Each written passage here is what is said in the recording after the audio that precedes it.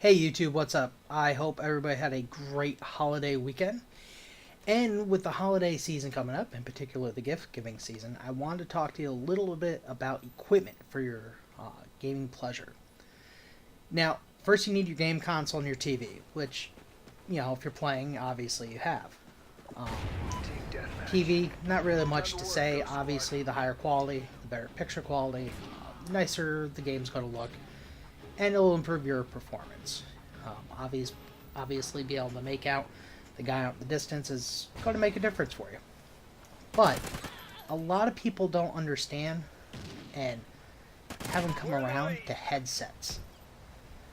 Now, there's a lot of headsets out on the market right now, and I'm not talking about the simple single ear mic that comes with the Xbox. I'm talking about a set of headsets that not only does the voice chat, but will also carry the sound of the game.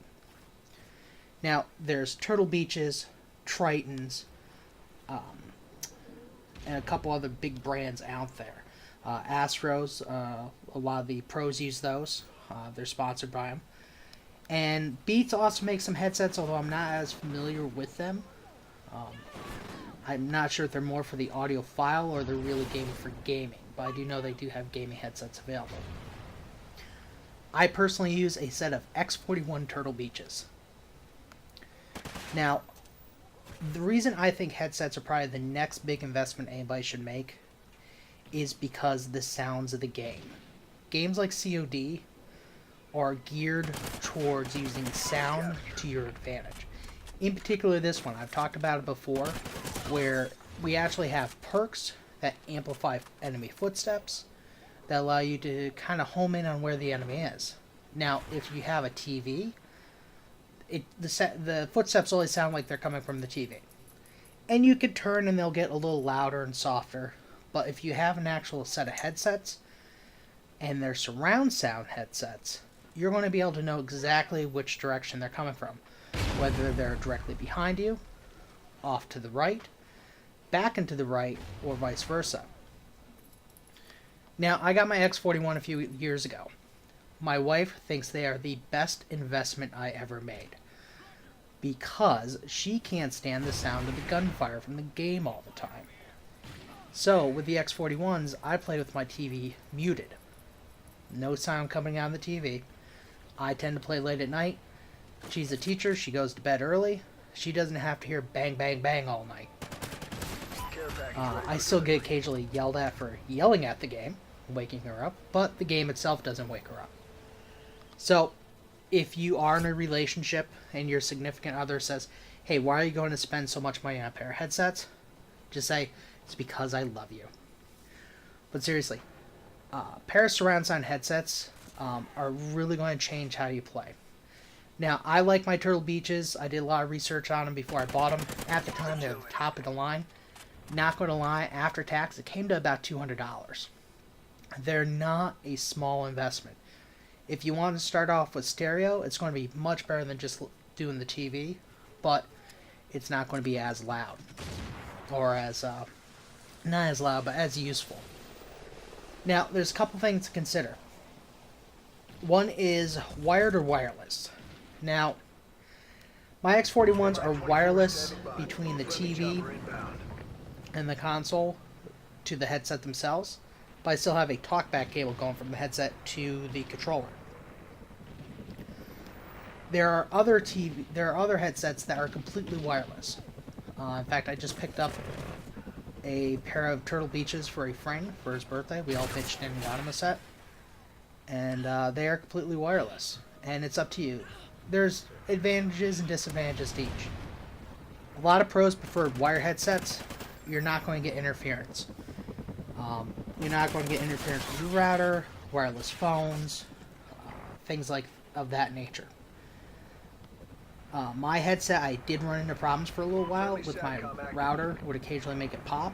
Also, I had a nearby fast food chain. I could actually sometimes hear them taking orders on the fast food chain. They're about a block away, and it would actually interfere with my headset. Things have changed. I moved it around, figured it out, got that to work. So, wired versus wireless, it's kind of a personal preference.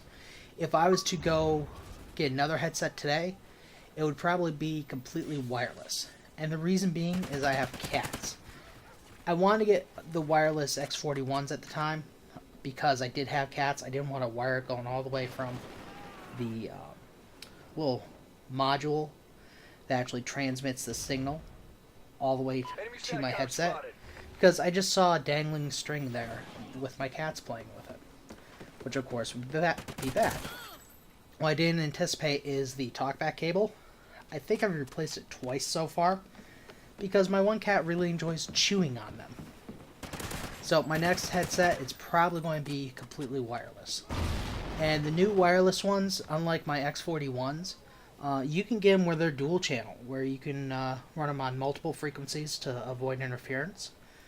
The Bluetooth connection to the headset or the controller themselves for talkback,